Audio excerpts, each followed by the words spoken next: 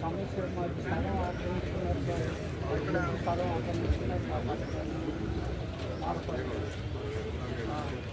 అది చూసి ఆక్రమించుకొని మా దేవుడు లేదు, మా 500 చనిపోయారు సార్. నేను ఒక్కడి నుంచి మా తరం మా తాతగారు మా అమ్మగారు అన్నారు సార్.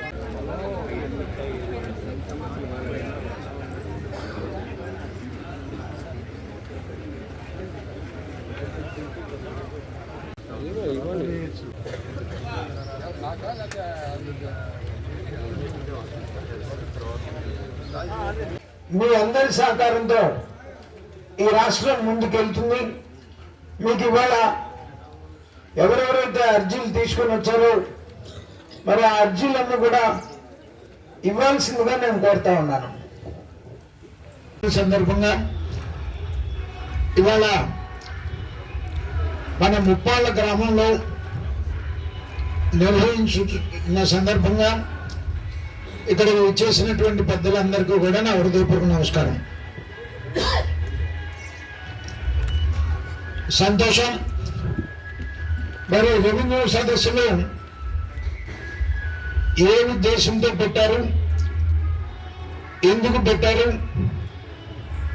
ఎలా పరిష్కరించబడతారు, ఈ విషయాలన్నీ కూడా తహసీల్దార్ గారు మీకు చాలా క్షుణ్ణంగా చెప్పినటువంటి మాట.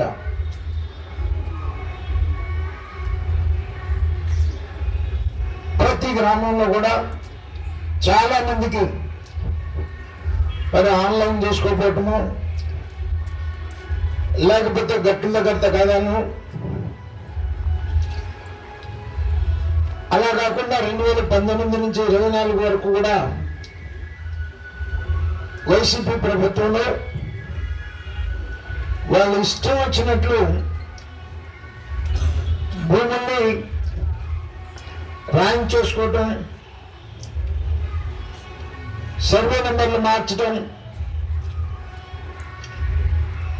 ఎవరి పేరు పెడితే వాళ్ళ పేర్లు ఆన్లైన్లో ఎక్కించేసుకోవడం, ఈ రకంగా అనేక అవకతవకలు జరిగినాయి. వాటన్నిటిని కూడా సరిదిద్దాలి అనేటువంటి ఒక ఉద్దేశంతో గౌరవ ముఖ్యమంత్రి వర్యులు జాతీయ అధ్యక్షులు నారా చంద్రబాబు నాయుడు గారు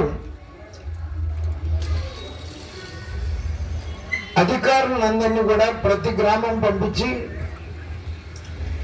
ఉచితంగా, మామూలుగా అయితే పట్టాదారు పాస్ పుస్తకాన్ని కానీ ఆన్లైన్లో ఎక్కించడానికి కానీ వీటన్నిటికీ కూడా మనం చలానాలు కట్టాల్సిన అవసరం ఉంటుంది. కానీ ఈ రెవెన్యూ సదస్సుల్లో వచ్చినటువంటి ఏ ఫిర్యాదుకు కూడా మనం చలానా కట్టేటువంటి పని లేకుండా ఉచితంగానే సర్వీసెస్ అందజేసేలాగా మరి ముఖ్యమంత్రి గారి ఆదేశం.